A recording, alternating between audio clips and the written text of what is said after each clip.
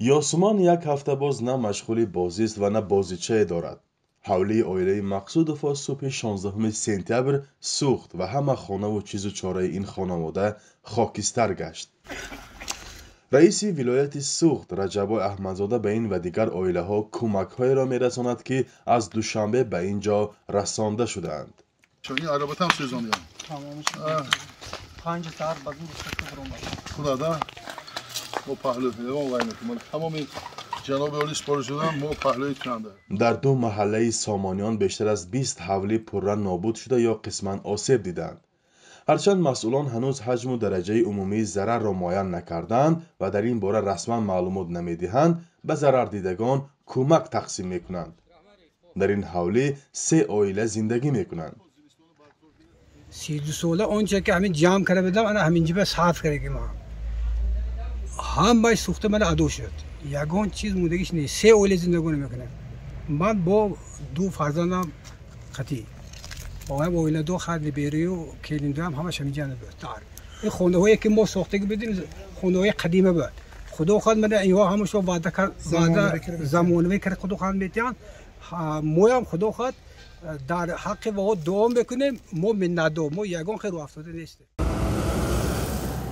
روز 22 سپتامبر کاروان کمک ها از نام امام علی رحمان رئیس جمهوری تاجیکستان به جماعت چارکوی اسفره رسید.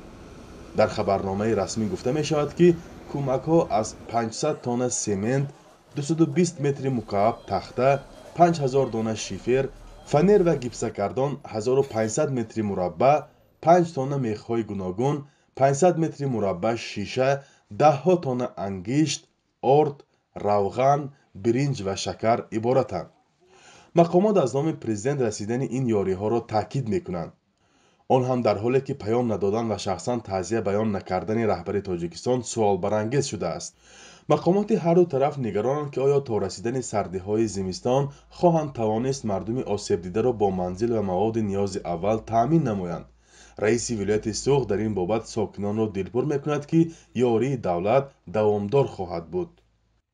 سمنت، شیفر، آرماتور، تخته، حتی میخ، خیش، کم چی لازم باشد امروز دسترس شده ایستاده است. تمام امروز مردم آسایشته که از همین آسیب دیدن خانه‌شان را ویران کردن سوزاندن ما زودتر حرکت داریم با دستور سپارش های جناب عالی به زندگی آسایشته برگردانیم خانه‌شان را برقرار کنیم و شرایطشان را بهتر کنیم. با همه میتونیم که همین زمستان تا ماهی همین وای زمستان رو پورا براریتون فهمیدید همش آمادگی حضور روی خط میکنیم.